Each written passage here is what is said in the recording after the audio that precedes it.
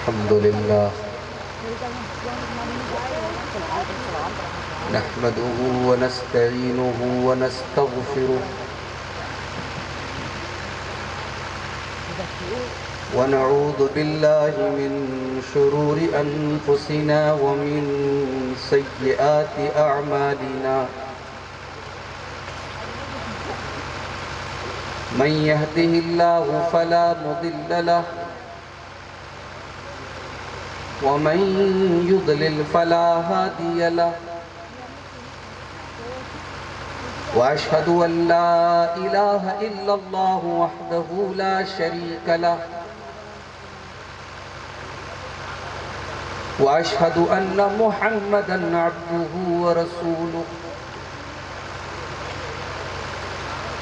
يا أيها الذين آمنوا اتقوا الله حق تقاته ولا تموتن إلا وأنتم مسلمون يا أيها الناس اتقوا ربكم الذي خلقكم من نفس واحدة وخلق منها زوجها وبث منهما رجالا كثيرا ونساء واتقوا الله الذي تساءلون به والأرحام إن الله كان عليكم رقيبا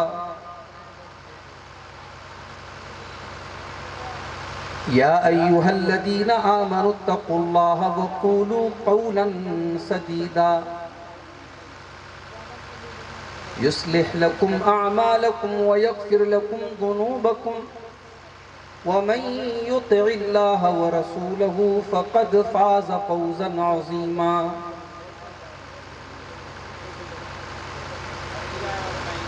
أما بعد فإن خير الحديث كتاب الله وخير الهدي هدي محمد صلى الله عليه وسلم وشر الأمور محدثاتها وكل محدثة بدعة وكل بدعة ضلالة وكل ضلالة في النار أعوذ بالله من الشيطان الرجيم بسم الله الرحمن الرحيم يا أيها الذين آمنوا قوا أنفسكم وأهليكم نارا وقودها الناس والحجارة عليها ملائكة غلاظ شداد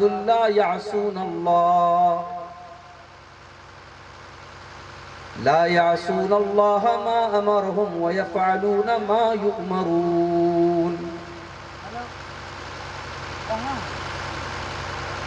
صدر محترم،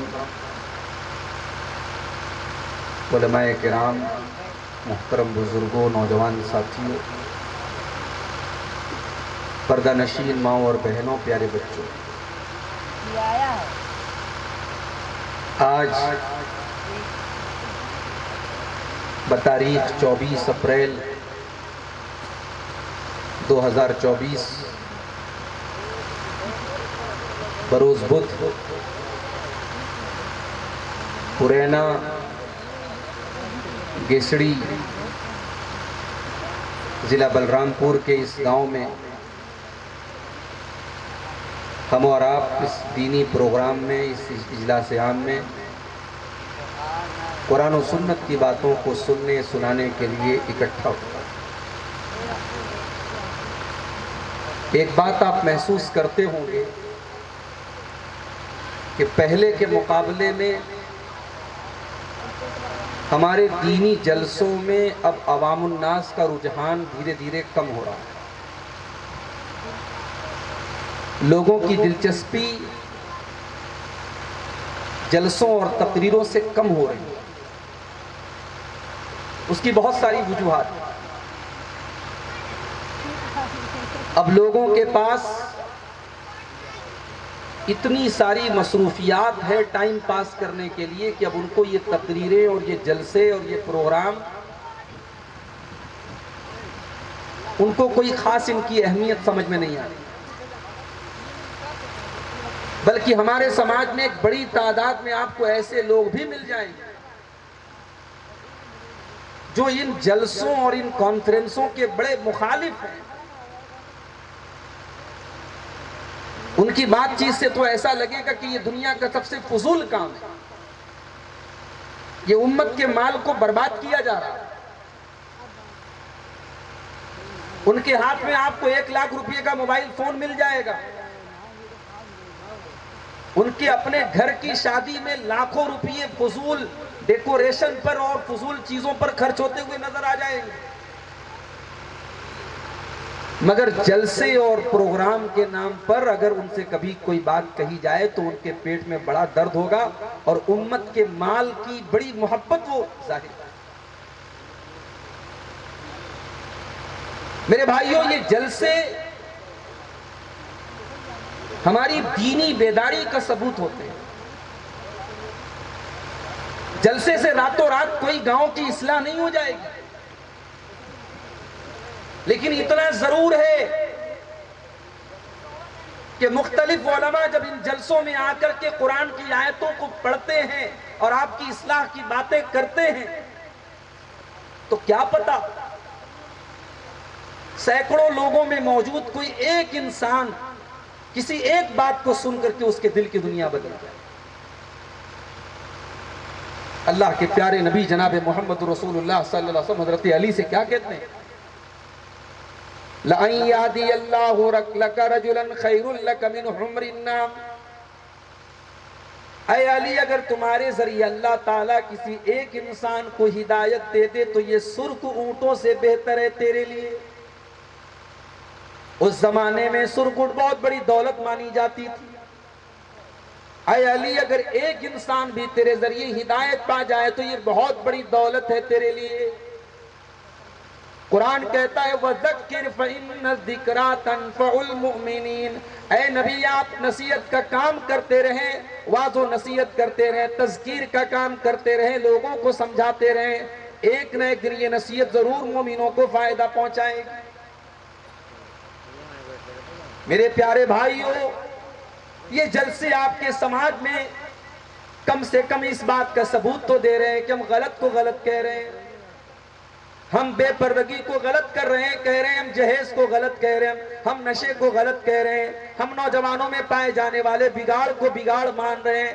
ایسا بھی دور آنے والا ہے، ایسا سماج بھی آنے والا ہے جب برائیوں کو کوئی برائی کہنے والا نہ ہوگا، جب غلط کو کوئی غلط کہنے والا نہ ہوگا، اور وہی دن تباہی کا دن ہوگا. جب تک سماج میں ایسے لوگ موجود ہیں جو اصلاح کا کام کر رہے ہیں، جو غلط کو غلط کہنے کا کام کر رہے ہیں، تب تک اللہ کا عذاب نہیں آئے. اللہ نے فرمایا وَمَا كَانَ رَبُّكَ لِيُهْلِكَ الْقُرَىٰ بِظُلْمٍ وَأَهْلُهَا مُصْلِحُونَ. اے نبی، آپ کا رب کسی بستی کو ہلاک نہیں کرے گا جب تک اس بستی کے اندر اصلاح کرنے والے لوگ موجود ہوں. کسی بستی کے اندر، کسی سماج کے اندر جب تک اصلاح کرنے والے لوگ موجود ہوں تب تک اللہ تعالیٰ اس بستی کو ہلاک نہیں کرے. میرے بھائیوں، مجھے نہیں معلوم کہ پرینا میں اس کے پہلے جلسہ کب ہوا. چند نوجوان اگر کھڑے ہوتے ہیں کہ صاحب اپنے گاؤں میں ہم جلسہ کرائیں گے، ہم ایک دینی مجلس برپا کریں گے، تو آپ ان کی ٹانگ پکڑ کے کھینچتے، ان کی حوصلہ شکنی کرتے، ان کے سامنے آپ یہ لنگڑے لولے دلائل پیش کرتے کہ ان جلسوں کی کیا ضرورت ہے. یہ بڑی کم ظرفی کی بات ہے میرے بھائی. آپ کے انہی علاقوں میں اگر کوئی بہت بڑا مشاعرہ ہو جائے اور آل انڈیا لیول کا کوئی شاعر اگر آ جائے، پورے یقین اور دعوے کے ساتھ میں کہتا ہوں پورا مجمع کھچا کھچ بھر جائے. کسی بڑے سیاسی لیڈر کا بھاشن ہو جائے، اس کی اسپیچ رکھ دی جائے، مجمع میں پیر رکھنے کی جگہ نہیں ملے. ہمارا ایمان اتنا کمزور ہو گیا ہے، ہمارے اندر اللہ کا تقوی اور اللہ کا ڈر اتنا کمزور اور اس قدر کمزور لیول پر پہنچ گیا ہے کہ آج دینی پروگرام کے نام پر اور جلسے کے نام پر ہمارے احباب اکٹھا نہیں ہوتے اور اس طریقے کی کوششیں کرنے والوں کی ہم ٹانگ پکڑ کے کھینچتے ہیں. معاف کرنا میرے بھائی، ان جلسوں کو کبھی آپ حقیر اور کمزور مت سمجھیے. ہاں اگر یہ اہل حدیث کا جلسہ ہے میرے بھائی، یا کوئی طوطا مینا کی کہانی آپ کو نہیں سنائی جائے گی، یا تو رب کا قرآن پڑھا جائے گا یا مصطفیٰ کا فرمان پڑھا جائے گا. اور یہ مجلس، اللہ کی قسم اگر اس مجلس میں اگر انسان نہ ہو تو فرشتے تو ضرور بیٹھے رہتے ہیں جو اس مجلس میں آ کے شامل ہوتے ہیں. بخاری اور مسلم کی روایت اللہ کے نبی فرماتے ہیں ان للہ ملائکۃ یلتمسون اہل الذکر، اللہ کے کچھ فرشتے ایسے ہوتے ہیں جو ذکر کرنے والوں کو تلاش کرتے ہیں، جو ایسے لوگوں کو تلاش کرتے ہیں جو اللہ کا ذکر کرتے ہو، جو قرآن کی باتیں کرتے ہوں، جو رسول کی باتیں کرتے ہوں. اور جہاں وہ ایسی مجلس کو پا لیتے ہیں وہ فرشتے آپس میں کہتے ہیں ہلموا الی حاجتکم، آ جاؤ ہمارے مطلب کی جگہ مل گئی. فیحفونہ باجنحتہم، اس مجلس کو وہ اپنے پروں سے گھیر لیتے ہیں. اور جب یہ فرشتے اللہ کے پاس جاتے ہیں اور اللہ ان سے پوچھتا ہے کہ میرے بندوں کو کس حال میں پایا، کہتے ہیں اللہ ہم نے تیرے بندوں کو تیرا ذکر کرتے ہوئے پایا. یمجدونک ویحمدونک ویسبحونک، اے اللہ ہم نے دیکھا تیرے بندے تیری پاکی بیان کر رہے ہیں، تیری توحید بیان کر رہے ہیں، تیری بڑائی بیان کر رہے ہیں، تیری عظمت کی باتیں ہو رہی ہیں، تیری توحید کی باتیں ہو رہی ہیں، تیری تسبیح کی باتیں ہو رہی ہیں. اللہ پوچھتا ہے فرشتوں کیا میرے بندوں نے مجھ کو دیکھا ہے؟ فرشتے کہیں گے اللہ انہوں نے تجھ کو نہیں دیکھا. اللہ فرمائے گا اگر میرے بندے میرا دیدار کر لیں تو کیا کریں گے؟ فرشتے کہیں گے اللہ وہ اور زیادہ تیری تسبیح بیان کریں گے اور زیادہ تیری تکبیر بیان کریں گے. پھر اللہ سوال کرتا ہے فرشتوں میرے بندے مجھ سے کیا مانگ رہے تھے؟ کہا اے اللہ وہ تجھ سے تیری جنت کا سوال کر رہے تھے. اللہ فرماتا ہے میرے فرشتوں بتاؤ کیا میرے بندوں نے جنت کو دیکھا ہے؟ اے اللہ انہوں نے جنت کو نہیں دیکھا ہے. اگر جنت کو دیکھ لیں گے تو کیا کریں گے؟ اے اللہ وہ جنت کی اور زیادہ تڑپ ان کے دل میں پیدا ہو جائے گی، وہ اور زیادہ جنت کا سوال کریں گے. اے فرشتوں میرے بندے کس چیز سے میری پناہ مانگ رہے تھے؟ اے اللہ تیرے بندے جہنم سے تیری پناہ مانگ رہے تھے. اے میرے فرشتوں کیا میرے بندوں نے جہنم کو دیکھا ہے؟ اے اللہ انہوں نے جہنم کو نہیں دیکھا ہے. اگر وہ جہنم کو دیکھ لیں گے تو کیا کریں گے؟ اے اللہ وہ اور زیادہ جہنم سے بچنے کی کوشش کریں گے، جہنم سے بھاگنے کی کوشش کریں گے. اللہ فرماتا ہے اے میرے فرشتوں میں تم کو گواہ بنا کے کہتا ہوں انی قد غفرت لہم، میں نے اپنے ان سارے بندوں کی بخشش کر دی، میں نے ان کے گناہوں کو معاف کر دیا، ان کی مغفرت فرما دی. آپ ہلکے میں لے رہے، آپ کو لگ رہا ہے امت کا مال ضائع ہو رہا ہے؟ یہ دین کی مجلسیں ہمارے اور آپ کے گناہوں کی مغفرت کا پروانہ لے کے آتی ہے میرے بھائی. اور بڑے بدنصیب ہیں وہ لوگ جن کی اپنے گاؤں میں، اپنے قرب و جوار میں، بنارس سے اور نیپال سے اور جو ہے ممبئی سے اور کہاں کہاں سے علماء کرام بھلائے جائیں اور وہ بدنصیب اپنے گھروں میں بیٹھے رہیں. بڑے بدنصیب ہیں وہ لوگ اور قیامت کے دن ان کو جواب دینا پڑے. فرشتے کہتے ہیں اللہ جب یہ دین کی مجلس قائم ہوئی ایک انسان ان میں ایسا بھی تھا جو کسی اور کام سے جا رہا تھا اور وہ جا کر کے اس مجلس میں شامل ہو گیا تو اے اللہ کیا اس کی بھی مغفرت ہو جائے گی؟ کیا اس کی بھی بخشش ہو جائے گی؟ وہ تو کسی اور کام سے آیا تھا، وہ اس مقصد کے تحت نہیں آیا تھا لیکن آ کر کے شامل ہو گیا. وہ لوگوں کیا نصیب اور کیا قسمت اس مجلس کی. اللہ کے نبی فرماتے ہیں کہ اللہ تعالیٰ فرماتا ہے هُمُ الْجُلَسَاءُ لَا يَشْقَىٰ بِهِمْ جَلِيسُهُمْ، اے میرے فرشتوں یہ وہ مجلس ہے جہاں کوئی بھی بیٹھنے والا بدنصیب نہیں ہے، سب کے سب خوش نصیب ہیں اور سب کے گناہوں کی میں مغفرت فرما دوں گا.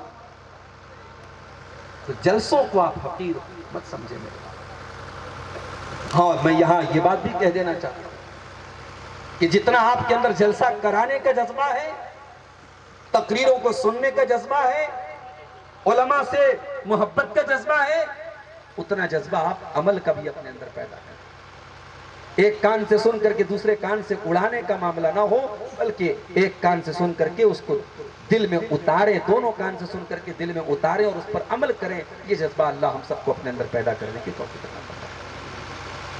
میرے بھائیوں آج کی تقریر کا موضوع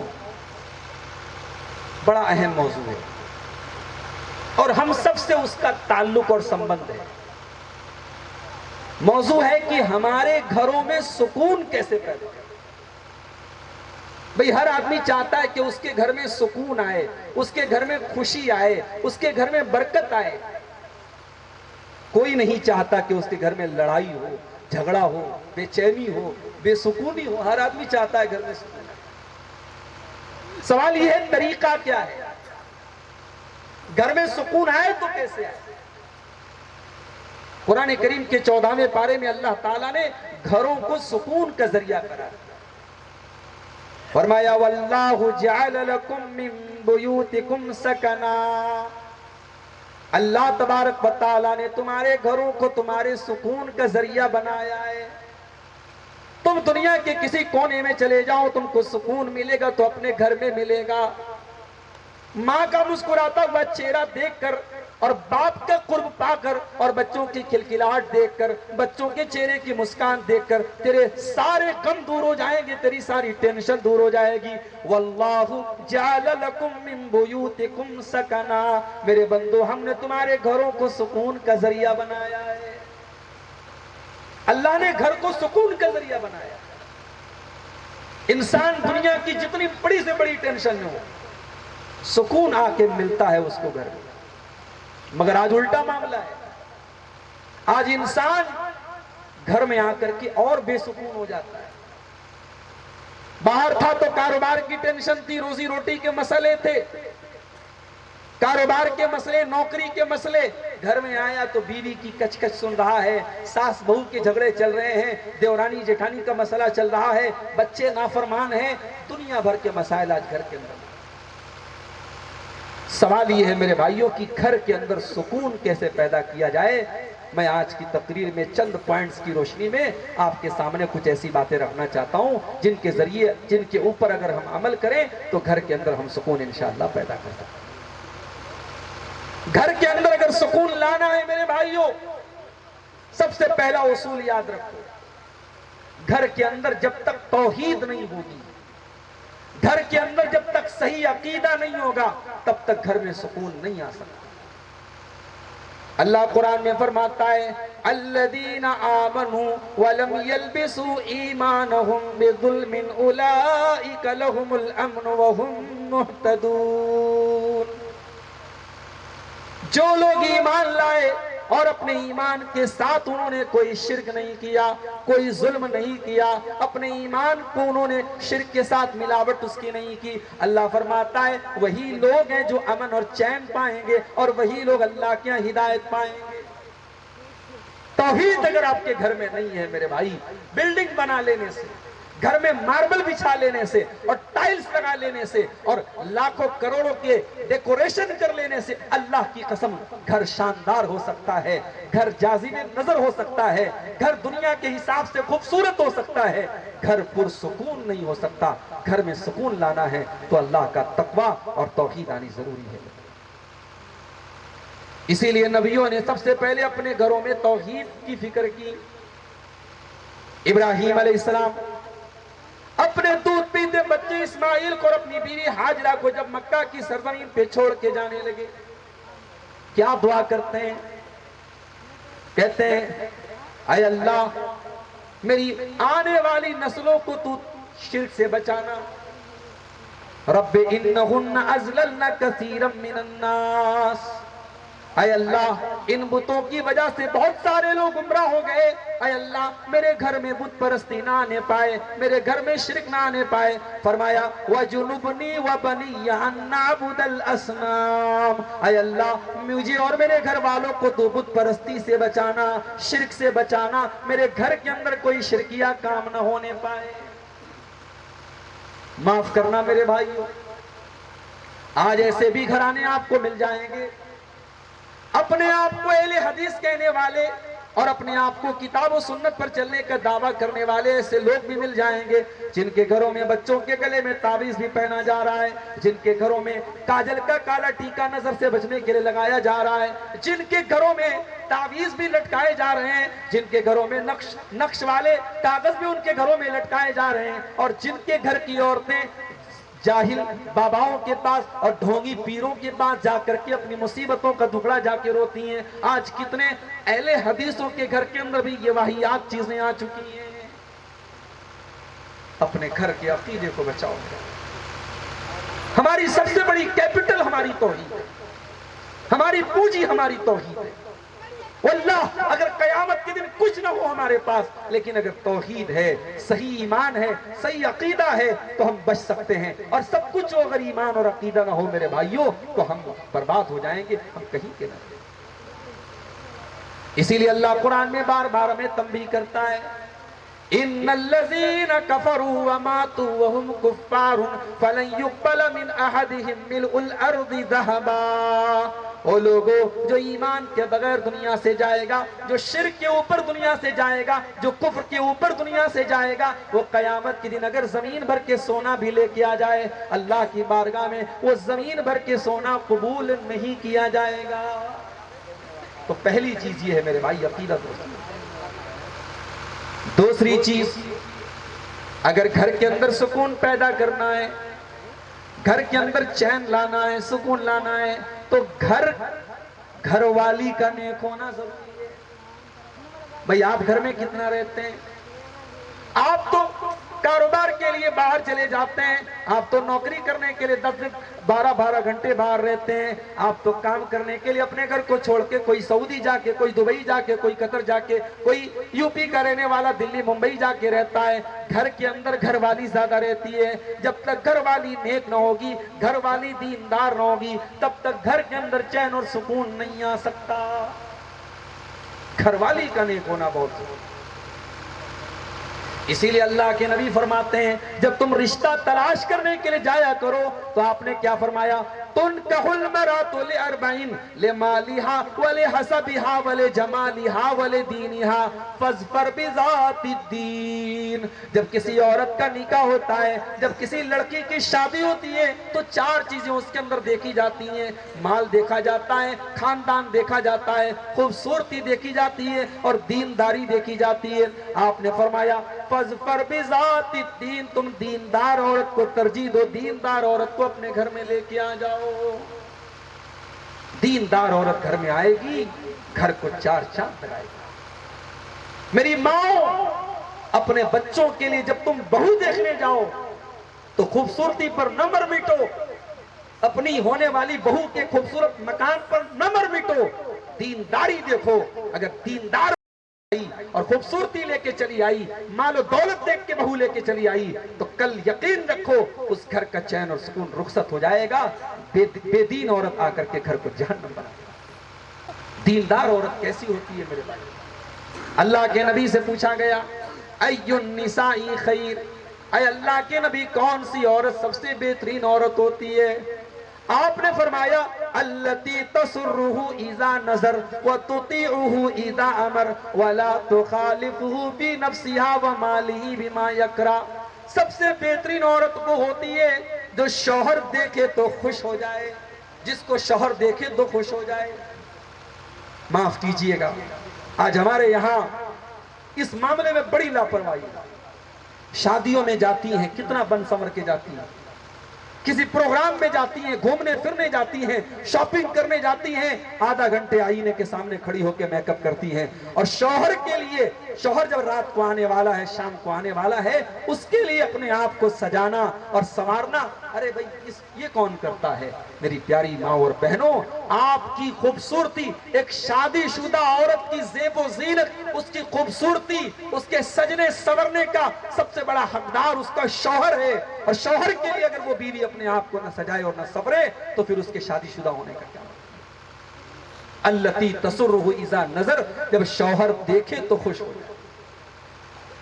इसका एक मतलब ये भी है कि बीवी ऐसा अपने आप को पेश करे, ऐसी बात करे, शौहर के गम को सुन करके, शौहर की तकलीफ को सुन करके ऐसी बात बोल दे कि शौहर के दिल को ढारस मिल जाए, शौहर के कलेजे पर ठंडक मिल जाए, शौहर को तसल्ली दे दे। बीवी का किरदार ये होना चाहिए मेरी बात माँ और बहन। हजरत खदीजा का किरदार आप देखिए, जब अल्लाह के नबी के ऊपर कुरान की पहली वही नाजिल होती है, اور آپ گھبرائے ہوئے اپنے گھر آتے ہیں اور آپ اپنی بیوی حضرت خدیجہ سے کہتے ہیں، پورا واقعہ ان کو سناتے ہیں اور کہتے ہیں لقد خشیت علی نفسی، اے خدیجہ مجھے ڈر اپنی جان چلی جانے کا، مجھے ڈر ہے کہیں میری جان نہ چلی جائے، کہیں میں ہلاک نہ ہو جاؤں۔ اے خدیجہ اتنی بڑی ذمہ داری اللہ نے میرے کندھے پر ڈالی ہے، اس ذمہ داری کو میں کیسے پورا کروں گا؟ حضرت خدیجہ نے کیا جواب دیا تھا؟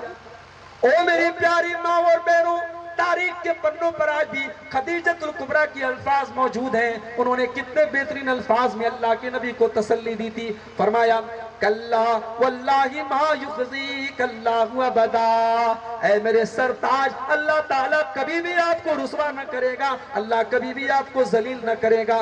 انک لتصل الرحم وتکسب المعدوم وتقری الضیف وتعین علی نوائب الحق، اے میرے سرتاج، آپ تو غریبوں کے ماوائے، آپ تو یتیموں کے ملجائیں، آپ تو بے سہاروں کے سہارا ہیں، آپ تو مہمانوں کے مہمان نواز ہیں، آپ تو رشتہ داروں کے ساتھ اچھا سلوک کرنے والے ہیں۔ اللہ تعالیٰ آپ کو کبھی رسوا نہ کرے گا، اگر اللہ نے آپ کے اوپر یہ ذمہ داری ڈالی ہے تو اللہ ضرور پوری کروائے گا۔ یہ ہوتی ہے بیوی۔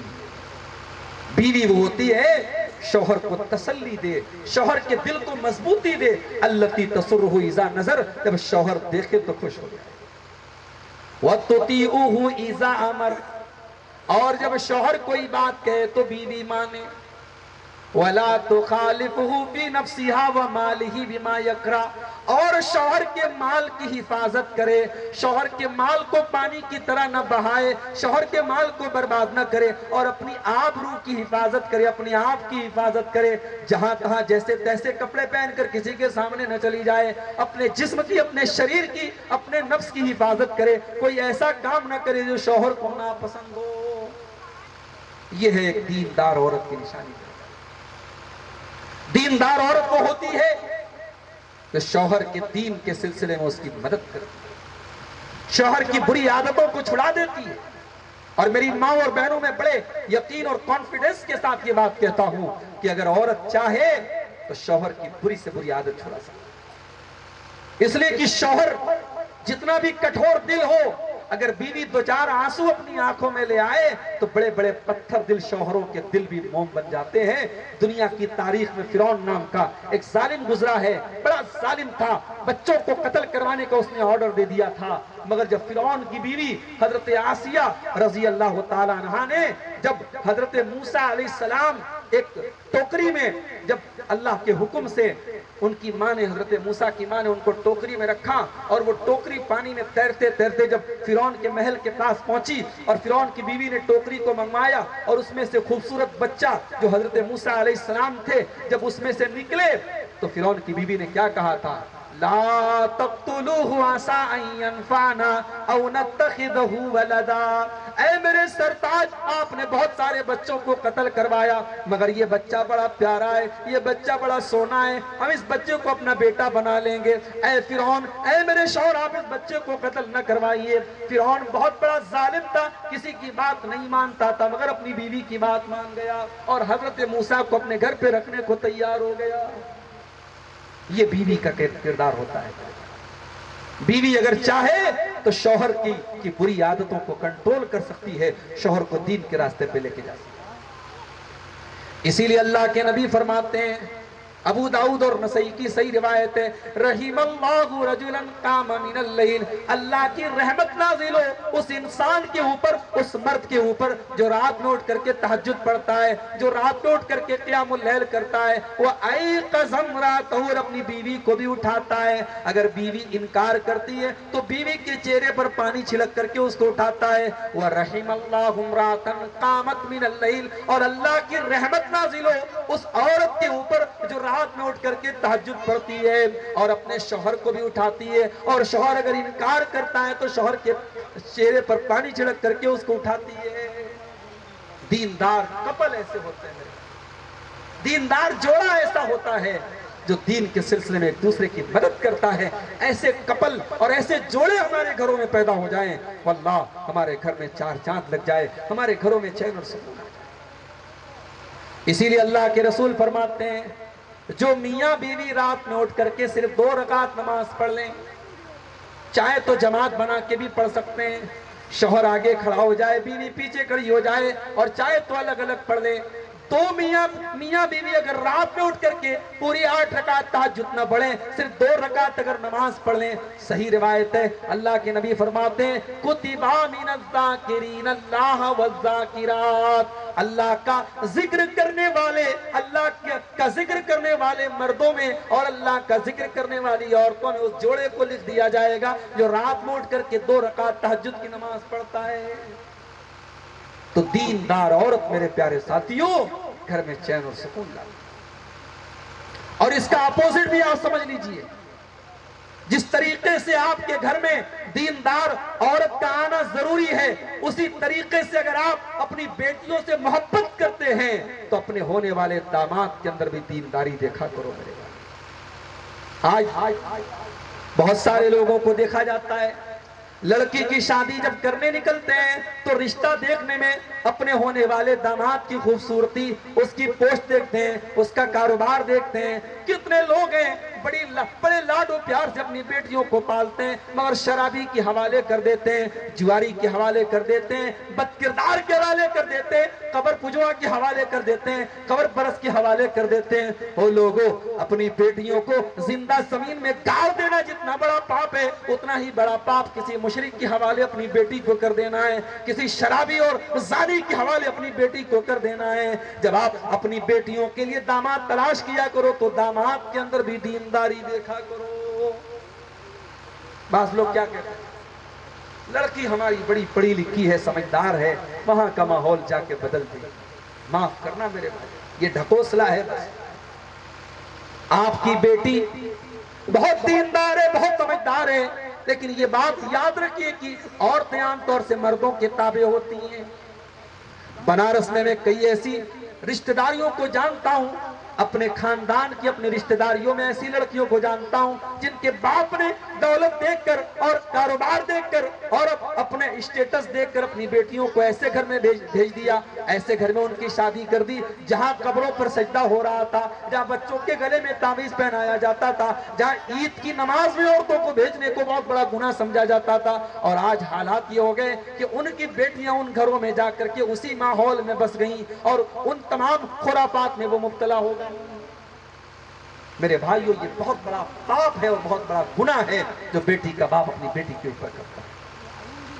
اسی لیے اللہ کے نبی فرماتے ہیں اذا خطب الیکم ممن ترضون دینہ وخلقہ، جب تمہاری بیٹیوں کے لیے ایسا رشتہ آ جائے کہ لڑکا دیندار ہے اور لڑکا بااخلاق ہے، فزوجوہ، تو مکان اگر تھوڑا کمزور بھی ہے، اگر پیسہ تھوڑا کم بھی کما رہا ہے، اگر دنیاوی اسٹیٹس کے اعتبار سے کچھ کمزور بھی ہے، لیکن اگر دیندار اور بااخلاق ہے تو اپنی بیٹیوں کی شادی ایسے لڑکوں سے تم کر دیا کرو، وہاں پہ کوئی بہانے نہ کیا کرو. اگر ایسا نہیں کرو گے الا تفعلوا تکن فتنۃ فی الارض، تو زمین کے اندر بہت بڑا فتنہ اور فساد پھیل جائے گا. تو داماد کا بھی دیندار ہونا بہت ضروری ہے. اور آگے بڑھیں، گھر میں سکون پیدا کرنا ہے. گھر کے اندر اگر سکون پیدا کرنا ہے، گھر میں نماز کا ماحول ہونا بہت ضروری. گھر میں نماز کا ایسا ماحول ہو، باپ جب فجر کی نماز میں اٹھتے، اس کا 7-8 سال کا بیٹا بھی آٹومیٹک اپنے باپ کے ساتھ فجر کی نماز میں جانے کے لیے تیار ہو جائے. ماں جب مصلی بچھائے تو اس کی 6 سال کی بچی بھی اپنی ماں کے بازو میں اپنا مصلی بچھا کر کے نماز پڑھنے لگی. یہ ماحول آپ کے گھر کا ہونا چاہیے. اسی لیے اللہ کے نبی فرماتے ہیں مروا اولادکم بالصلاۃ وهم ابناء 7 سنین، جب تمہارے بچے 7 سال کے ہو جائیں تو تم ان کو نماز پڑھنے کا آرڈر دو، اور جب تمہارے بچے 10 سال کے ہو جائیں اور نماز نہ پڑھے تو تم ان کی پٹائی کرو. 10 سال کا بچہ بالغ نہیں ہوتا ہے، 10 سال کا بچہ نابالغ ہوتا ہے، ابھی شریعت کے احکام اس کے اوپر فرض نہیں ہے، مگر اللہ کے نبی صلی اللہ علیہ وسلم سختی کرتے ہوئے فرماتے ہیں 10 سال کا بچہ ہو جائے تو اس کی پٹائی کرو، تاکہ نماز کی اہمیت ایک مسلمان کے بچے کے دل میں پیدا ہو جائے. نماز کا ماحول کیا ہے؟ مسجد تو بنا لی شب بھر میں ایمان کی حرارت والوں نے، من اپنا پرانا پاپی تھا برسوں میں نمازی بن نہ سکا. آج مسجدیں تو موجود ہیں. ابھی آج میں امبیڈکر نگر کے ایک علاقے میں عصر کی نماز میں نے پڑھی, واللہ صرف 3 لوگ مجھے عصر کی جماعت میں نظر آئے. پورے گاؤں میں کیا صرف 3 مسلمان تھے. آج حالات یہ کہ آج رمضان کے ختم ہونے کے بعد ہماری مسجدیں نمازیوں کی شکل دیکھنے کے لیے ترس گئی ہیں, اور نمازی مسجدوں سے ایسے غائب ہو چکے جیسے گدھے کے سر سے سینگ غائب ہو چکے. نماز کا ماحول نہیں ہے میرے. نہ ماں نماز پڑھتی ہے, نہ بیٹی نماز پڑھتی ہے, نہ باپ نماز پڑھتا ہے, نہ بچے نماز پڑھتے ہیں. اور کہیں ماشاءاللہ اگر باپ نمازی ہے بھی, بیٹی ماں نمازی ہے بھی, تو اولاد اگر بے نمازی ہے تو ماں باپ کو کوئی فرق نہیں پڑتا. معاف کرنا میرے بھائیوں, جس طریقے سے نماز پڑھنا فرض ہے, اپنے بچوں کو اور اپنے گھر والوں کو نماز کا حکم دینا بھی ضروری ہے. اللہ قرآن میں کہتا ہے وَأَمُرْ أَهْلَكَ بِالصَّلَاةِ وَاسْتَبِرْ عَلَيْهَا. اے ایمان والوں, نماز کی پابندی بھی کرو اور اپنے گھر والوں کو نماز کا حکم بھی دیا کرو. اور اپنے نوجوانوں سے کہنا چاہتا ہوں, اگر صرف نماز کی پابندی کرنا شروع کر دو, صرف پکے نمازی بن جاؤ, میں گارنٹی لیتا ہوں بہت ساری گندی عادتیں آپ کی آٹومیٹک چھوٹ جائیں گی, بہت ساری بری عادتیں آپ کی آٹومیٹک چھوٹ جائیں گی. اس لیے کہ اللہ کا وعدہ ہے اِنَّ الصَّلَاةَ تَنْهَا عَنِ الْفَحْشَاءِ وَالْمُنْكَرِ. بے شک یہ نماز بے حیائی سے روکے گی, برائیوں سے روکے گی.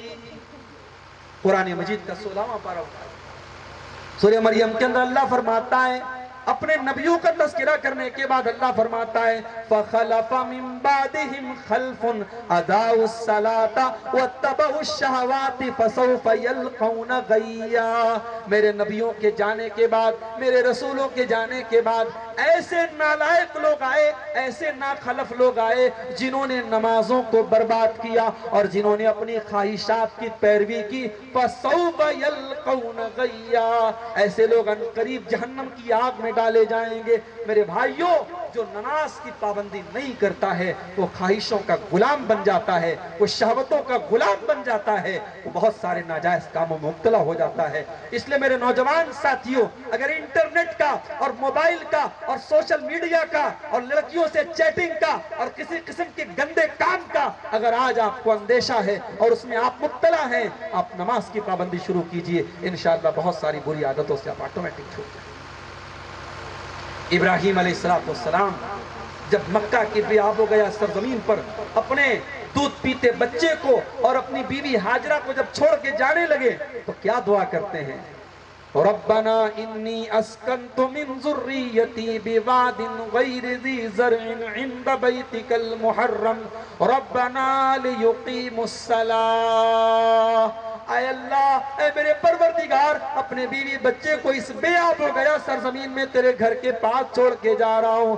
ربنا لیقیموا الصلاة. اے اللہ, میری اولاد کو تو توفیق دے کہ وہ یہاں پہ نماز قائم کرے. میرے پیارے ساتھیوں, ابراہیم علیہ السلام نے اپنی ہونے والی اولاد کے لیے, اپنے آنے والی نسلوں کے لیے روزی روٹی کی دعا بعد میں کی, امن اور چین کی دعا بعد میں کی, پہلے ان کے لیے نماز کی پابندی کی دعا کی. اتنی ضروری چیز ہے نماز. اس لیے نماز کو اپنے گھر کی پہچان بناؤ. نماز کی پابندی کا اپنے گھر میں ماحول پیدا کرو. ایسا ماحول پیدا کرو کہ جب آپ مسجد میں جائیں تو آپ کے کہے بغیر آپ کا بیٹا صف اول میں آپ کو نظر آئے.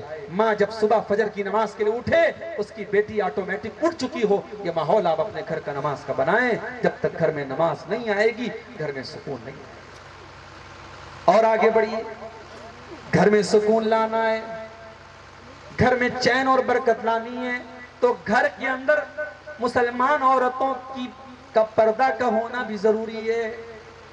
جس گھر کے اندر گھر کی لڑکیاں اور گھر کی عورتیں بے پردہ ہو جائیں, بے حیا ہو جائیں, جس گھر کے اندر سے شرم و حیا چھن جائے, جس گھر کے اندر سے غیرت چلی جائے, اس گھر میں کبھی چین اور سکون نہیں آ سکتا ہے. اسی لیے اللہ کے نبی فرماتے ہیں الحیاء والایمان قرنا جمیعا. حیا اور ایمان کا بڑا گہرا رشتہ ہے. جب تک حیا ہے تب تک ایمان ہے, جب تک ایمان ہے تب تک حیا ہے. اگر حیا نکل گئی تو ایمان نکل جائے گا, ایمان نکل گیا تو حیا نکل جائے گی. حیا اور ایمان کا چولی دامن کا رشتہ ہے, بڑا گہرا رشتہ ہے. مسلمان کے گھر میں بے حیائی نہیں ہے. آج آپ دیکھ لیں, میں غیر مسلموں کی بات نہیں کر رہا ہوں, میں ممبئی اور دلی جیسے میٹرو سٹیز کی بات نہیں کر رہا ہوں. سدھارتھ نگر اور بلرام پور اور بستی جو آپ کا علاقہ ہے، آپ اپنے علاقے میں دیکھ لیں میرے بھائیوں، اپنے خاندانوں میں دیکھ لیں. آج مسلمان گھروں میں لڑکیاں کس قسم کے لباس پہن رہی ہیں، عورتیں کس قسم کا لباس پہن. لباس ایسا ہے کہ اللہ کے نبی کے وہ جملے ہمیں صاف صاف نظر آتے ہیں. اللہ کے نبی نے فرمایا تھا، جہنمی عورتوں کی نشانی بیان کرتے ہوئے آپ نے فرمایا تھا وَنِسَاءٌ كَاسِيَاتٌ عَارِيَاتٌ مُمِيلَاتٌ مَائِلَاتٌ. ایسی عورتیں جہنم میں جائیں گی جو کپڑا پہننے کے باوجود ننگی ہوگی اور غیر مردوں کو اپنی طرف آکرشت کرے. اور اگر عام دنوں میں نہیں تو شادی کے موقع پر اچھے اچھے دیندار گھروں میں جوان لڑکیاں بالکل ٹرانسپیرنٹ، بالکل ایسے کپڑے جن سے پورا شریر جھلک رہا ہے، پوری پیٹھ، پوری آستین، پورے پیر، پوری کمر، پورا جسم نظر آ رہا ہے، ایسے کپڑے اچھے دیندار گھرانوں میں جوان لڑکیاں پہن رہی ہیں. کیا ایک دن شادی کے دن آپ کو لائسنس مل گیا کہ آپ ہر قسم کے کپڑے اپنی بیٹیوں کو پہنا سکتے ہو اور اپنی بہنوں کو پہنا سکتے ہو؟ معاف کرنا میرے بھائیوں، اگر آج ہماری قوم کی بیٹیاں اگر بے حیا ہو رہی ہیں تو ان بے حیا لڑکیوں میں اور ان بے حیا بیٹیوں کے پیچھے ایک بے غیرت باپ کا بھی کردار ہے، ایک بے غیرت شوہر کا بھی کردار ہے اور ایک بے غیرت بھائی کا بھی کردار ہے. گھر کے اندر سے حیا بعد میں جاتی ہے، گھر کی عورتوں سے حیا بعد میں جاتی ہے، گھر کے مردوں کی غیرت پہلے ختم ہوتی ہے.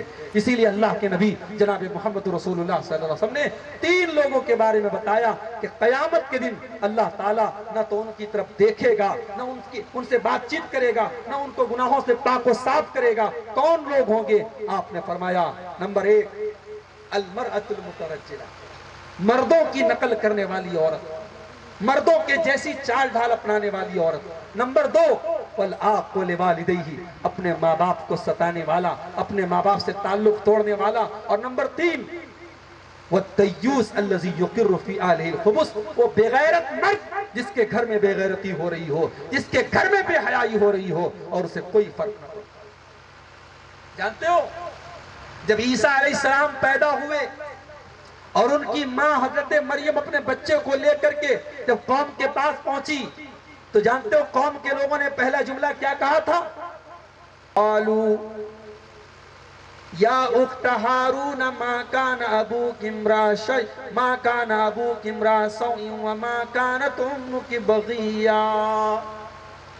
قوم کے لوگوں نے کہا کہ اے ہارون کی بہن، حضرت مریم کے بھائی کا نام ہارون، اے ہارون کی بہن، نہ تو تیرا باپ کوئی برا آدمی تھا، نہ تیری ماں بد چلن تھی، تو کیسے ایسا گندا کام کر بیٹھی؟ بغیر شادی کے، بغیر نکاح کے تیری گود میں یہ بچہ کس کا آ گیا؟ اے مریم لقد جئت شیئا فریہ، تو نے بہت گندا کام کر دیا. غور کرنا، مریم کو تانا دینے والوں نے ڈائریکٹ مریم کو تانا نہیں دیا. انہوں نے کہا اے ہارون کی بہن، تیرا بھائی اتنا نیک انسان ہارون، تیری ماں اچھی، تیرا باپ اچھا، تو کیسے گندی نکل گئی؟ پتہ یہ چلا کہ اگر گھر میں ماں اچھی ہو، اگر گھر میں باپ دیندار ہو اور گھر میں اگر بھائی دیندار ہو تو گھر کی لڑکیوں کے بگڑنے کے چانسز بہت کم ہوتے ہیں میرے بھائیوں. آج آپ نظر اٹھا کے دیکھ لو، مسلمان لڑکیاں جو کالجوں میں پڑھ رہی ہیں، جو یونیورسٹیز میں پڑھ رہی ہیں، آج آئے دن خبریں مل رہی ہیں کسی غیر مسلم لڑکے کے ساتھ ان کا معاشقہ ہوتا ہے، ان کو محبت ہو جاتی ہے، ان کو عشق ہو جاتا ہے اور یہ عشق کا بھوت اتنا چڑھ جاتا ہے کہ اپنے ماں باپ کی عزت کو داؤں پہ لگا کر اپنے گھر کی دہلیز کو کراس کر کے اس غیر مسلم عاشق کے ساتھ وہ فرار ہو جاتی ہیں اور اس کے مذہب میں بھی داخل ہو جاتی ہیں، مرتد ہو جاتی ہیں. کبھی غور کرنا، جن گھروں میں یہ کیسز ہو رہے ہیں ان گھروں میں جو لڑکے بھی ہوتے ہیں ان کی بھی بہت ساری گرل فرینڈز ہوتی ہیں. ان گھروں میں باپ کا کردار بھی صحیح نہیں ہوتا، ماں کا کردار بھی صحیح نہیں ہوتا. اگر ماں دیندار ہو، اگر باپ دیندار ہو، اگر بھائی دیندار ہو تو بیٹی کے بگڑنے کے چانسز بہت کم ہوتے ہیں. میرے پیارے ساتھیوں، آج مسلمان گھروں کی حیا ختم ہو گئی. آج آپ یقین کریں، میں عمرہ کے سفر پہ ابھی گیا تھا، آج بے حیائی کا یہ معاملہ مکہ اور مدینہ جیسی مقدس جگہوں پر بھی پہنچ. مسجد نبوی کے سامنے بالی ووڈ کی ہیروئن عمرہ کرنے جاتی ہے اور بڑے بڑے کیمرے لے کر کے گنبد خضرا کے سامنے اور مسجد نبوی کے سامنے ویڈیو شوٹ کرواتی ہے چہرہ کھول کر کے اور اپنی خوبصورتی کو نمایاں کر کے. اور جب وہی ہیروئن جب انڈیا میں آتی ہے تو پھر سے اپنے کپڑے اتار کر کے ننگی ہو کر کے سیریلوں میں اور فلموں میں کام کرنے لگتی ہے. گویا عمرہ آپ کو یہ عبادت نہیں رہ گئی, اب عمرہ اور حج کو بھی لوگوں نے ایک جو ہے شو اور ایک نمائش کا ذریعہ بنا دیا ہے. آج عبادتوں کے اندر آپ یقین کریں, طواف کرنے کے دوران آج اپنے دامن کو عورتوں کے ٹچ سے بچانا مشکل ہو جاتا ہے. آج یہ عورتیں جس طریقے سے مردوں کی بھیڑ میں جانے لگتی ہیں اور ان سے ٹچ ہونے لگتی ہیں, ان سے سٹنے لگتی ہیں, آج مردوں کو اپنے شریر کو اپنے جسم کو بچانا مشکل ہو جاتا ہے. معاف کرنا میری ماں اور بہنوں, یہ بے حیائی اور بے شرمی ہماری قوم کو بہت پیچھے لے کے جاتی ہے. ارے ہماری پہچان تو حیا سے ہوتی تھی, ہماری تاریخ تو ایسی عورتوں کے ذکر سے بھری پڑی ہے جو جنگ کے میدان میں بھی اپنے چہرے کو نہیں کھولتی. جنگ احد کا میدان ہے, ایک عورت آتی ہے جس کا بیٹا شہید ہو چکا ہے, اپنے بیٹے کی لاش کو تلاش کر رہی ہے. بوڑھی عورت ہے, بیٹے کی لاش کو تلاش کر رہی ہے اور اپنے چہرے کو ڈھانکے ہوئے, اپنے چہرے کو کور کیے ہوئے. کہنے والا کہتا ہے, اے اماں تیرا بیٹا تو شہید ہو چکا ہے اور تو بڑی آئی پردہ کرنے والی, تو بڑی آئی اپنے چہرے کو ڈھانپنے والی. اس عورت نے کیا جواب دیا؟ فرمایا انی رضیت ابنی ولم ارزا حیائی. او لوگو, میں نے اپنے بیٹے کو کھویا ہے, میں نے اپنی شرم و حیا کو نہیں کھویا ہے, میں نے اپنی غیرت کو نہیں کھویا ہے. میرا بیٹا چلا گیا لیکن میری شرم و حیا باقی ہے, میری شرم باقی ہے, میری غیرت باقی ہے. یہ وہ عورتیں تھی جو جنگ کے میدان میں بھی اپنے چہرے کو کھولنا گوارا نہیں کرتی. اللہ کے نبی کے پاس ایک عورت آتی ہے, اے اللہ کے نبی مجھے مرگی کا دورہ آتا ہے, مجھے غشی طاری ہو جاتی ہے, دورہ آتا ہے, اور جب دورہ آتا ہے تو میرا چہرہ اور میرا سطر کھل جاتا ہے, میرا شریر کھل جاتا ہے. اے اللہ کے نبی دعا کر دیجئے اللہ میری بیماری کو ٹھیک کر. اللہ کے نبی نے فرمایا, بخاری کی روایت ہے, ان شئتی دعوت لکی, اگر تم کہو گی تو میں تمہارے لیے دعا کر دوں گا, تم ٹھیک ہو جاؤ گی. وَإِنْ شِئْتِ صَبْرْتِ فَلَكِيَ الْجَنَّةِ, اور اگر تو صبر سے کام لے گی تو میں گارنٹی دیتا ہوں کہ تجھے جنت ملے گی. مرگی کی بیماری بڑی خطرناک بیماری ہوتی ہے, اللہ نہ کرے کسی کو ہو جائے. جس کو ہوتی ہے وہ سمجھتا ہے کتنی خطرناک بیماری ہے. عورت کو اللہ کے نبی نے دو آپشن دیا, اگر تو چاہے گی میں دعا کر دوں گا تو ٹھیک ہو جائے گی, لیکن اگر تو صبر کر لے گی اور اس بیماری کو برداشت کر لے گی تو میں گارنٹی دیتا ہوں تجھ کو جنت ملے گی. میری پیاری ماں اور بہنوں, اب ذرا اس عورت کا جواب سننا. اس نے دیکھا ایک طرف بیماری ہے اور دوسری طرف بیماری پر اگر بیماری سے مجھ کو شفا مل جائے گی, اور دوسری طرف بیماری اگر میں برداشت کر لیتی ہوں تو مجھ کو جنت ملے گی. کہتی ہے, اے اللہ کے نبی اگر ایسی بات ہے میں صبر کرنے کو تیار ہوں, اے اللہ کے نبی میں صبر کرنے کو تیار ہوں, میں برداشت کرنے کو تیار ہوں, بس ایک کنڈیشن ہے. اے اللہ کے نبی جب یہ بیماری آتی ہے, جب یہ دورہ آتا ہے, میرا بدن کھل جاتا ہے, میرا سطر کھل جاتا ہے, اے اللہ کے نبی مجھ کو یہ گوارا نہیں ہے, مجھ کو یہ برداشت نہیں ہے. اے اللہ کے نبی آپ اللہ سے دعا کر دیں, مجھے دورہ تو قبول ہے لیکن یہ میرا سطر نہ کھلے, کسی غیر مرد کے سامنے میرا سطر نہ کھلے, میرا بدن نہ کھلے.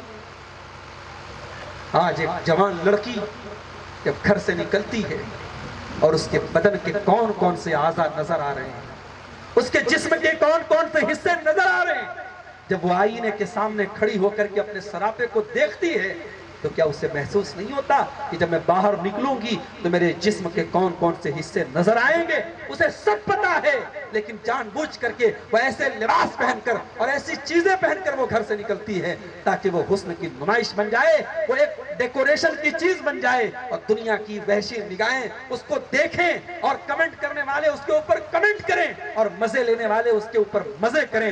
میرے پیارے بھائیوں اور میری پیاری ماں اور بہنوں, ایک شرم و حیا والی عورت جب گھر سے نکلتی ہے تو سر سے پیر تک مکمل پردے میں نکلتی ہے.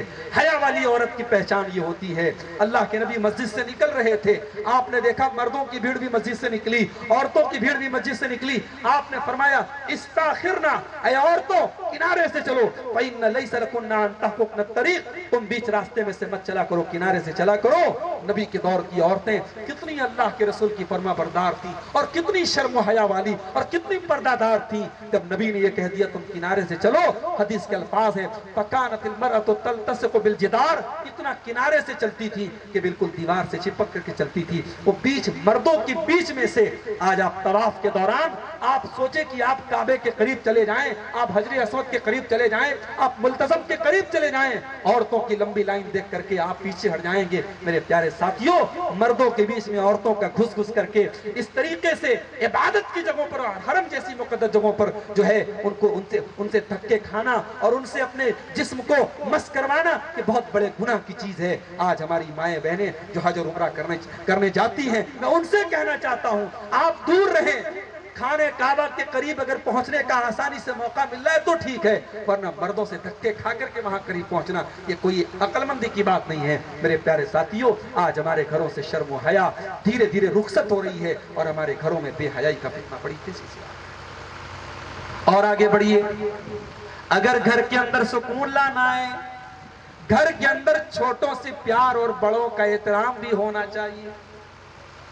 जिस घर में बड़े को अपनी बड़ाई बताना हो और छोटे को अपनी औकात बताना हो और छोटा बड़े से जुबान लड़ाने लगे और छोटा बड़े की बातों का जवाब देने लगे, तो समझ जाओ कि अब उस घर में रिश्तों की कदर बहुत ज्यादा बचने वाली नहीं है। शायर कहता है संभल कर गुफ्तगू करना बुजुर्गों, संभल कर गुफ्तगू करना बुजुर्गों, कि अब बच्चे पलट कर बोलते हैं। एक दौर वो था, अगर कोई बच्चा शरारत करता था और मोहल्ले का कोई बूढ़ा जाकर के डांट देता था तो बच्चे खामोश हो जाते थे, मगर अब वो जमाना खत्म हो गया है। अब बच्चों को टोकने के पहले बुजुर्गों को सोचना पड़ता है कि कहीं ये बच्चा पलट करके मुझको जवाब न दे दे। संभल कर गुफ्तगू करना बुजुर्गों, कि अब बच्चे पलट कर बोलते हैं। इसीलिए अल्लाह के नबी फरमाते हैं लैसा मिन्ना मल्लम यरहम सगीरना वलम युवक्किर कबीरना, जो छोटों पर प्यार न करे और जो बड़ों का एहतराम न करे वो हम में से नहीं है। छोटों पर प्यार करो मेरे भाई, अगर छोटे कभी बदतमीजी कर भी दे नजरअंदाज कर दो, प्यार और मोहब्बत का बर्ताव करो। और बड़े अगर अपनी बड़ाई न जाहिर करें और बड़े आपको कुछ ऐसा बोल दे जो नहीं बोलना चाहिए, आप छोटे हैं, बड़े का एहतराम करके खामोश हो।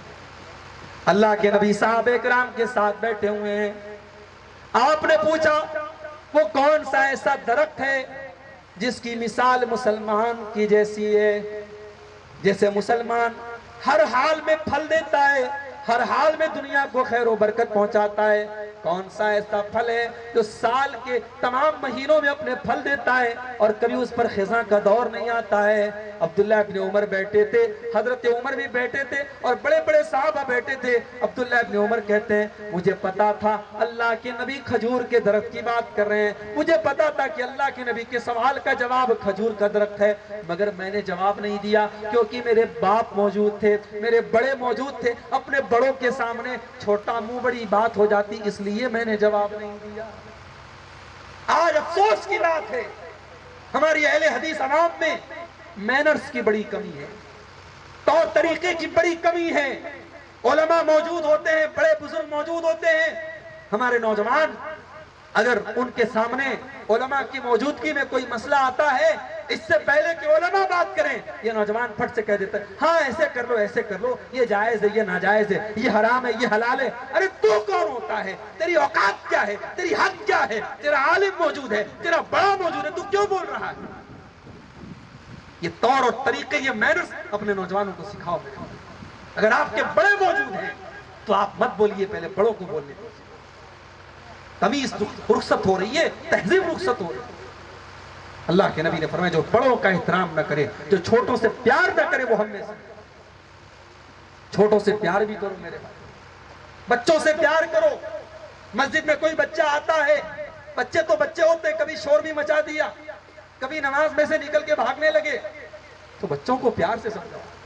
हमेशा दारोगा बन के मारने पीटने की बात न करो। बच्चों के दिल में नमाज की नफरत न पैदा करो, बच्चों के दिल में मस्जिद की नफरत पैदा मत करो। बच्चों को आप मस्जिद में लेके आओ, नमाज की मोहब्बत उनके दिल में डालो। اللہ کے نبی نماز پڑھاتے تھے، آپ کے نواسے حضرت حسن رضی اللہ تعالیٰ عنہ سجدے کی حالت میں آپ کے کندھے پر سوار ہو جاتے تھے۔ اللہ کے نبی اپنا سجدہ لمبا کر لیتے تھے اور جب سلام پھیرتے تھے صحابہ کرام کہتے تھے اے اللہ کے نبی آج آپ نے بہت لمبا سجدہ کیا، کیا بات تھی؟ آپ نے فرمایا میرا بچہ حسن میرے کندھے پر سوار تھا، میں نے سوچا جب تک وہ اچھے طریقے سے اپنے نانا کی پیٹھ پر سوار ہو کر کے اپنا شوق پورا نہ کر لے تب تک میں نے سجدے سے سر اٹھانا پسند نہ کیا، سر اٹھانا گوارا نہ کیا۔ کتنی محبت کرتے تھے اللہ کے نبی بچوں سے، نماز پڑھاتے تھے اللہ کے پیارے نبی، اور عورتیں بھی پیچھے مسجد میں آتی تھی، اگر کسی عورت کے بچے کے رونے کی آواز سن لیتے تھے اللہ کے پیارے نبی صلی اللہ علیہ وسلم تو اپنی نماز کو مختصر کر لیتے تھے، چھوٹی نماز پڑھ لیتے تھے تاکہ بچے کی ماں پریشان نہ ہو جائے، بچہ پریشان نہ ہو جائے۔ اللہ کے نبی اپنے پیارے نواسوں کو چوما کرتے تھے، ان کو لاڈو پیار کیا کرتے تھے۔ ایک مرتبہ آپ اپنے نواسے کو پیار کر رہے تھے، ایک دیہاتی آدمی جس کا نام اقرا بن حابس تھا، اس نے کہا اے اللہ کے نبی ہمارے تو 10 بچے ہیں، ہم اپنے بچوں کو لاڈو پیار نہیں کرتے، اپنے بچوں کو چومتے نہیں ہیں، اور آپ کو دیکھتا ہوں کہ آپ اپنے بچوں کو چوما کرتے ہیں۔ اللہ کے نبی نے فرمایا اولا املک ان نزع اللہ من قلبک الرحمہ، اگر اللہ نے تیرے دل سے رحمت کو نکال دیا ہے تو میں کیا کر سکتا ہوں؟ بچوں سے پیار کرنا یہ تو رحمت کی نشانی ہے۔ تو گھر کے اندر سکون لانا ہے، چھوٹوں سے پیار اور بڑوں کا احترام ہونا چاہیے۔ اور آگے بڑھیے، 2-3 پوائنٹ اور بیان کر کے بات ختم کروں گا، 10 منٹ اور میرے پاس ٹائم ہے۔ گھر کے اندر اگر سکون لانا ہے میرے بھائیوں تو گھر کے اندر نرمی کا ماحول ہونا چاہیے۔ یہ نہ ہو ہمیشہ باپ ہاتھ میں ڈنڈا لے کے بات کرے، باپ گھر میں داخل ہو تو بچے ڈر جائیں، سہم جائیں، بیوی جلدی سے کنارے ہو جائے کہ صاحب بہت بڑے داروغہ صاحب آ گئے، بہت بڑے جو ہے عظیم شخصیت آ گئی۔ گھر میں محبت اور نرمی کا ماحول پیدا کرے۔ اللہ کے نبی حضرت عائشہ سے کہتے ہیں یا عائشہ ارفقی، اے عائشہ نرمی سے کام لیا کرو، ان اللہ یحب الرفق فی الامر کلہ، اللہ تعالیٰ ہر چیز میں نرمی کو پسند کرتا ہے۔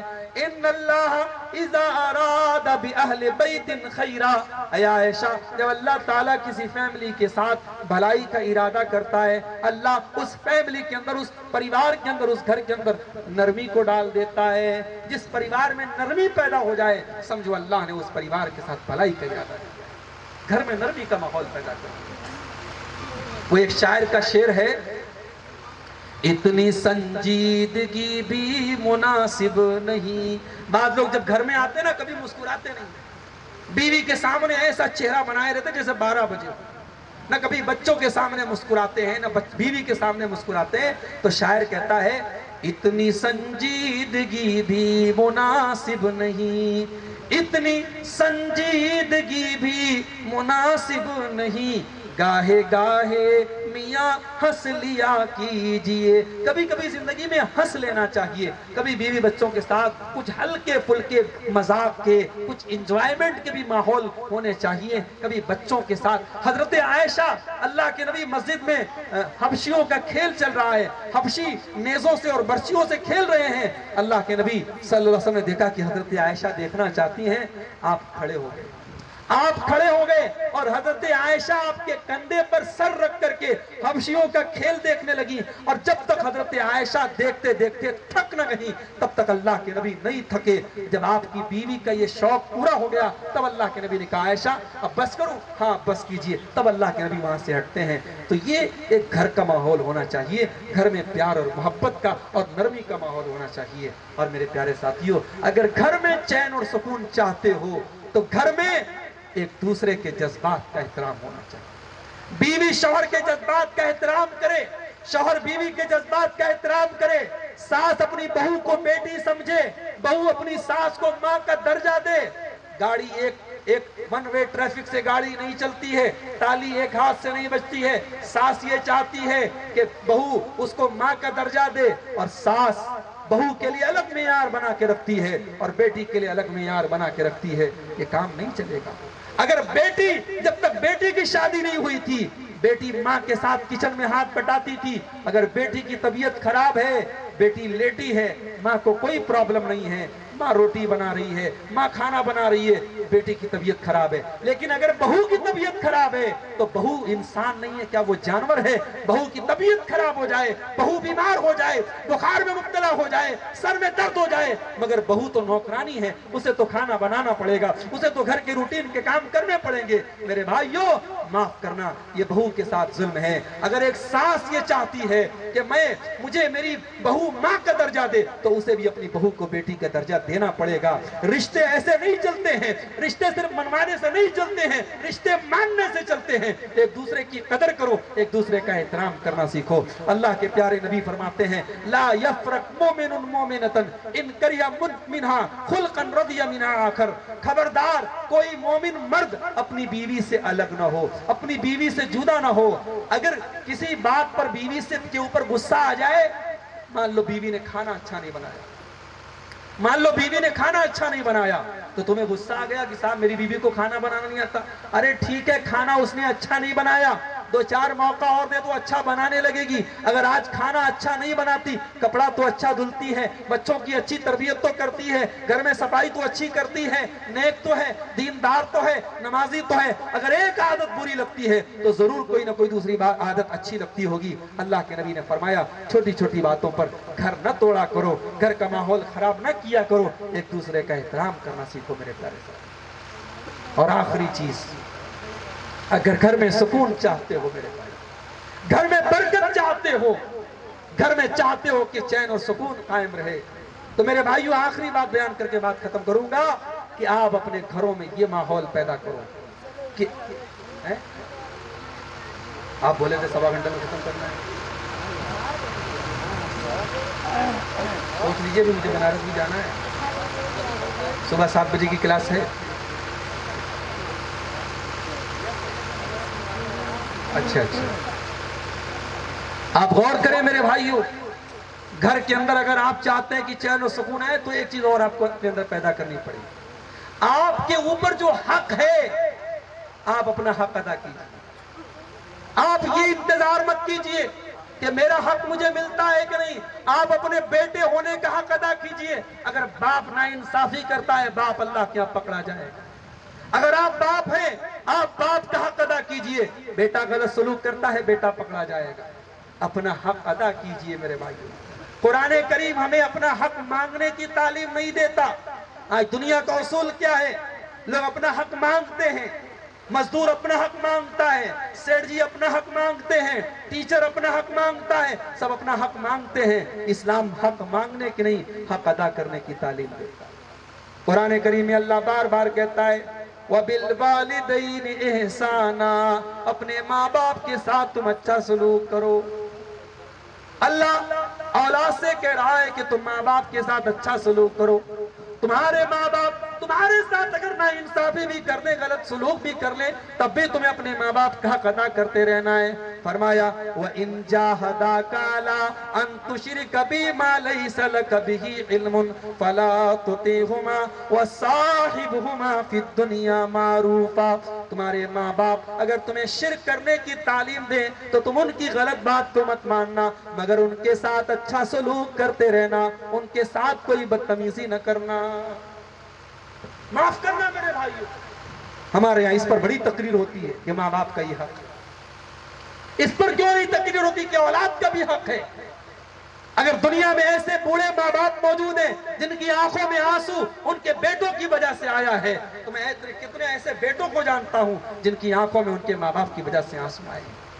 کتنے ایسے باپ ہیں جو اپنی اولاد کے ساتھ ناانصافی کرتے ہیں، ایک بیٹے کو زیادہ دیتے ہیں، ایک بیٹے کو کم دیتے ہیں، اولاد کے حقوق میں ناانصافی کرتے ہیں. کیا یہ غلط نہیں ہے؟ کیا یہ ناانصافی نہیں ہے؟ کیا اللہ کیا اس کی پکڑ نہیں ہوگی؟ اللہ کے نبی کے پاس حضرت بشیر رضی اللہ تعالیٰ عنہ آتے ہیں. اے اللہ کے نبی، میں اپنے بیٹے نعمان کو ایک غلام دینا چاہتا ہوں، اور ایک روایت میں کہ اپنے بیٹے نعمان کو میں ایک باغ دینا چاہتا ہوں. آپ نے فرمایا کیا تمہارے اور بھی بیٹے ہیں؟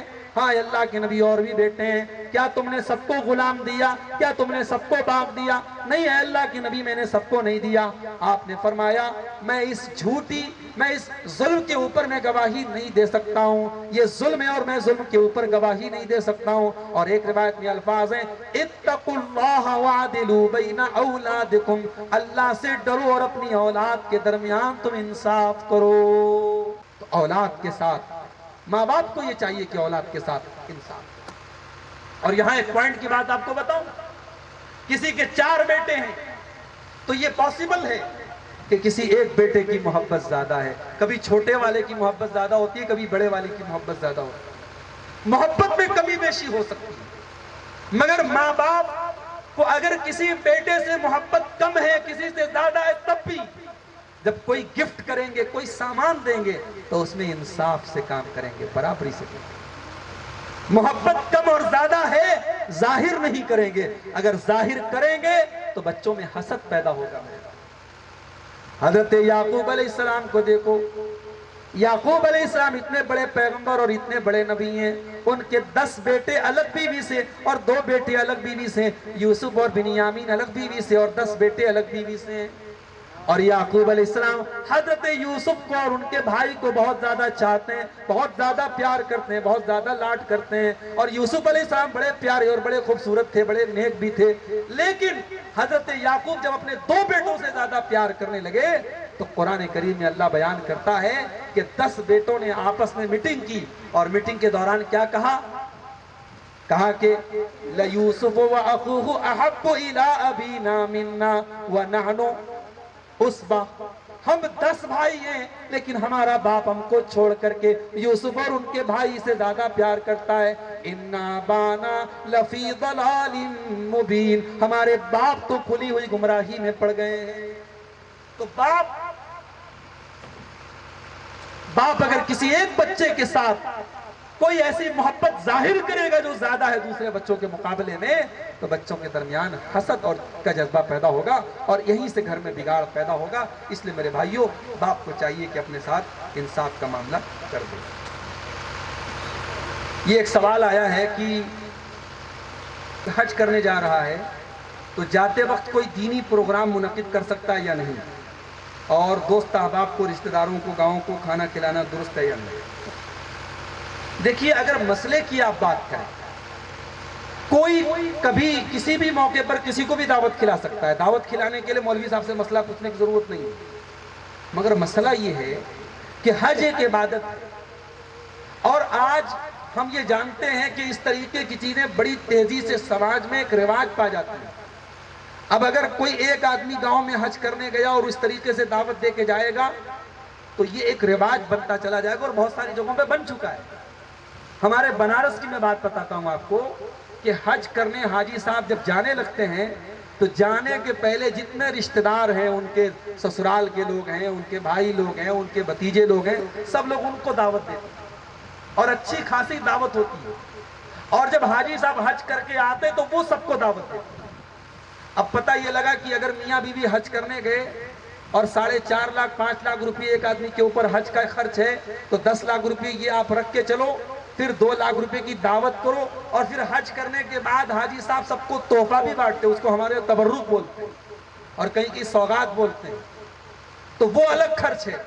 اس میں بھی جب حاجی صاحب سوغات دیتے ہیں تو اس میں یہ دیکھا جاتا ہے کہ کس نے کیسی دعوت کھلائی تھی۔ جس نے مرغا کھلایا تھا اس کو مرغا کے لائق سوغات دی جائے گی، جس نے بکرا کھلایا تو اس کو بکرا کے لائق سوغات دی جائے گی، جس نے دال کھلایا تو اس کو دال والی سوغات دی جائے گی۔ تو یہ عبادت ہے میرے بھائی، عبادت کو آپ ایک رسم و رواج بنا کر کے مشکل کر رہے ہیں۔ اس لیے میرا مشورہ یہی ہے، ناجائز تو نہیں ہے دعوت اگر آپ کو دینا چاہیں، لیکن اگر سماج میں یہ رواج پکڑ چکا ہے تو پرہیز کیجیے آپ، خاموشی کے ساتھ، زیادہ پبلسٹی کرنے کی ضرورت بھی نہیں ہے۔ ٹھیک ہے، حج کا فارم بھرا، حج آ گیا، فارم قبول ہو گیا، میاں بیوی جا رہے ہیں، حج کرنے جا رہے ہیں، بھائی جا رہے ہیں، سفر میں جا رہے ہیں، رشتہ داروں سے مل لیجئے، معافی تلافی کر لیجئے، وہاں تک ٹھیک ہے، لیکن سب کو بلا کر کے پھر جلسہ کرانا اور دعوت کرنا یہ بہرحال کوئی بہت اچھا قدم نہیں ہے، اس سے ہمارا پرہیز کریں۔ تو میرے بھائیوں، ہم بات کر رہے تھے گھر میں چین اور سکون کی، اور مختلف پوائنٹس میں نے آپ کے سامنے رکھے تھے اور میں تو یہ مان کے چل رہا تھا کہ صاحب میرا وقت ختم ہو رہا ہے، لیکن انہوں نے کہا حضرت نے کہ آپ کا وقت ابھی باقی ہے. ایک دو باتیں اور بیان کر کے بات ختم کرتا ہوں کہ ہمارے گھروں میں سکون اس لیے بھی نہیں ہے کیونکہ صلہ رحمی کا جذبہ ہمارے اندر نہیں ہے. صلہ رحمی کا جذبہ. آج بمبئی وغیرہ میں کیا ہے، ایک فلیٹ میں ایک انسان رہتا ہے، اس کے بازو والے فلیٹ میں لوگ مر رہے ہیں، بچے پیدا ہو رہے ہیں، لوگ آ رہے ہیں، لوگ جا رہے ہیں، لیکن بازو میں رہنے والے کو نہ کوئی خبر ہے نہ اس کو کوئی فرق پڑتا ہے. وہی زندگی آج ہر جگہ کی ہو رہی ہے. کتنے نوجوان ہمارے جن کو اپنے رشتہ داروں کے بارے میں معلوم نہیں کہ ہمارے دادا کون ہیں، ہمارے بھتیجے کون ہیں، ہمارے بعض لوگوں کے خاندان بڑے ہوتے ہیں، رشتہ داریاں بڑی ہوتی ہیں، ان کو اپنے پورے رشتہ داروں کے بارے میں پتہ نہیں. اپنے رشتہ داروں کے بارے میں جانا کرو میرے بھائی. اللہ کے نبی فرماتے ہیں تعلموا من انسابکم ما تصلون به ارحامکم. اپنے رشتہ داروں کو پہچان لو، اپنے خاندان والوں کو جان لو تاکہ تم رشتہ داروں سے رشتہ جوڑ سکو. اور ایک حدیث میں اللہ کے نبی فرماتے ہیں صلہ رحمی کرنے سے، آپ نے فرمایا صلہ رحمی کیا کرو فإنہا محبۃ فی الآل مسرات فی المال منسات فی الاثر. صلہ رحمی کرنے سے اور رشتوں کو جوڑنے سے تین فائدہ ہوتا ہے. ایک تو خاندان میں محبت بڑھتی ہے، اور دوسرے مال میں برکت ہوتی ہے، اور تیسرے عمر کے اندر بھی برکت ہوتی ہے. آپ بڑے پیسے والے، بڑے سیٹ ہیں، پورے گاؤں میں آپ چندہ دیتے ہیں، زکوٰۃ دیتے ہیں، لیکن آپ کے خاندان کے لوگ اگر ضرورت مند ہیں اور آپ ان کا خیال نہیں کرتے تو یہ مناسب نہیں ہے میرے بھائی، یہ صلہ رحمی کے خلاف ہے. اگر آپ کا خاندان کا اور آپ کا کوئی قریبی رشتہ دار ہے اور آپ اس کی مدد کر سکتے تو آگے بڑھ کے اس کی مدد کیجئے. اللہ کے نبی فرماتے ہیں الصدقۃ علی ذی الرحم سنتان. رشتہ دار کے اوپر صدقہ خیرات کرنے سے ڈبل فائدہ ہے، صدقہ کا ثواب بھی ملے گا اور صلہ رحمی کا ثواب بھی ملے گا. تو میرے عزیزوں، میرے بھائیوں، صلہ رحمی کا ماحول بھی اپنے گھر کے اندر پیدا کیجئے، اس سے بھی آپ کے گھر کے اندر سکون پیدا ہوگا. ایک نظم کی خواہش ظاہر کی گئی ہے، نظم بیان کر کے میں بات اپنی ختم کرتا ہوں. گدا کو بادشاہ یا بادشاہوں کو گدا کر دے. گدا کو بادشاہ یا بادشاہوں کو گدا کر دے. تو جب چاہے جسے چاہے جو چاہے وہ عطا کر دے. تو جب چاہے جسے چاہے جو چاہے وہ عطا کر دے. حباب بحر کو موتی بنا دے جس گھڑی چاہے. حباب کہتے پانی کی بوند کو. حباب بحر کو موتی بنا دے جس گھڑی چاہے. جو چاہے چیر کر دریا کی موجیں راستہ کر دے. جو چاہے چیر کر دریا کی موجیں راستہ کر دے. کہ موسیٰ علیہ السلام جا رہے تھے، اللہ کے حکم سے حضرت موسیٰ نے لاٹھی کو زمین پہ مارا اور پانی میں راستہ بن گیا. اللہ وہ ہے جو جب چاہے پانی میں راستہ بنا سکتا ہے. جو چاہے چیر کر دریا کی موجیں راستہ کر دے. جو چاہے چیر کر دریا کی موجیں راستہ کر دے. الیکشن کا ماحول ہے، بڑے پوائنٹ کا شعر کہہ رہا ہوں، ذرا غور سے سنیے گا. جو سلطانی کا دعویٰ کر رہا ہے ملک پر برسوں. جو سلطانی کا دعویٰ کر رہا ہے ملک پر برسوں. پکڑ کر ایسے ظالم کو تو لمحوں میں فنا کر دے. پکڑ کر ایسے ظالم کو تو لمحوں میں فنا کر دے. ابو بکر و عمر عثمان و حیدر جس پہ چلتے تھے. ابو بکر و عمر عثمان و حیدر جس پہ چلتے تھے اسی برحق نبی کی راہ پر ہم کو فدا کر دے، اسی برحق نبی کی راہ پر ہم کو فدا کر دے۔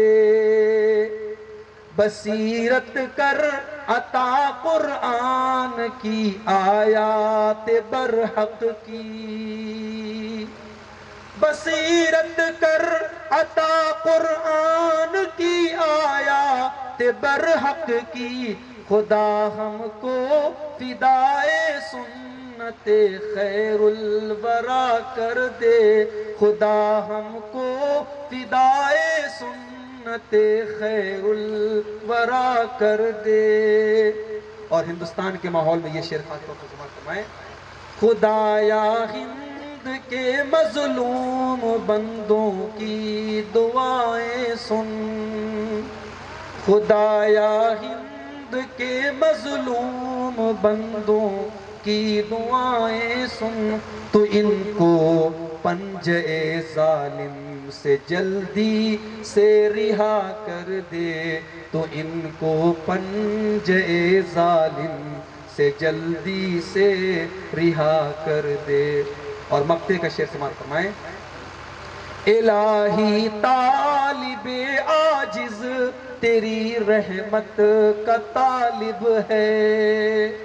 یہ ہمارے بنارس میں ہمارے مدرسے میں ایک استاذ ہیں مولانا زہیر رحمانی صاحب، اچھے شاعر بھی ہیں، انہی کی یہ کلام ہے، وہ طالب ان کا تخلص سے کہتے ہیں، الہی طالب عاجز تیری رحمت کا طالب ہے، بروز حشر سر پر اس کے رحمت کی ردا کر دے، بروز حشر سر پر اس کے رحمت کی ردا کر دے، گدا کو بادشاہ یا بادشاہوں کو گدا کر دے، تو جب چاہے جسے چاہے جو چاہے وہ عطا کر دے۔ اللہ تعالیٰ سے دعا ہے رب العالمین جو باتیں بیان کی گئی کہنے والے کو سننے والوں کو سب کو عمل کی توفیق عطا فرمائے۔ اللہ تعالیٰ ہمارے جو تمام علماء جن کا خطاب ہو چکا یا بھی ہونے والا ہے سب کی مساعی جمیلہ کو اللہ قبول فرمائے، آمین وآخر دعوانا الحمدللہ رب العالمین۔ مولانا عبدالستار سراجی حفظہ اللہ جو ہمارے علاقے کے انتہائی موقر عالم دین ہیں، ہمارے بزرگ عالم دین ہیں اور بہت ہی مقبول خطیب ہیں، اور ممبئی سے لے کر کے آپ کے اس علاقے تک گاؤں گاؤں میں شیخ کو الحمدللہ سنا جاتا ہے۔ میں آپ سب سے گزارش کرتا ہوں، شیخ کا خطاب ہونا ہے اور شیخ معراج سلفی آپ ہی کے علاقے کے نوجوان عالم دین ہیں وہ بھی موجود ہیں، تو ابھی جلسے کا جو وقار ہے اس کو آپ برقرار رکھیں، سکون سے آپ بیٹھیں، اور جو علماء آئے ہیں ان کی تقاریر کو سن کر کے تبھی آپ جائیں، چونکہ میری مجبوری ہے، مجھے بنارس جانا ہے، صبح کلاس کا معاملہ ہے، 7-7.5 گھنٹے کا سفر کرنا ہے، اس لیے مجھے پہلے نکلنا پڑ رہا ہے۔ جو علماء موجود ہیں آپ ان کی عزت و احترام کے اندر کوئی کمی نہ کریں اور ان کو سن کر کے ہی اپنے گھروں کو تشریف لے جائیں۔ اللہ تعالی ہم سب کو اخلاص کے ساتھ دین کی باتوں کو سننے کی توفیق عطا فرمائے، آمین وآخر دعوانا الحمدللہ۔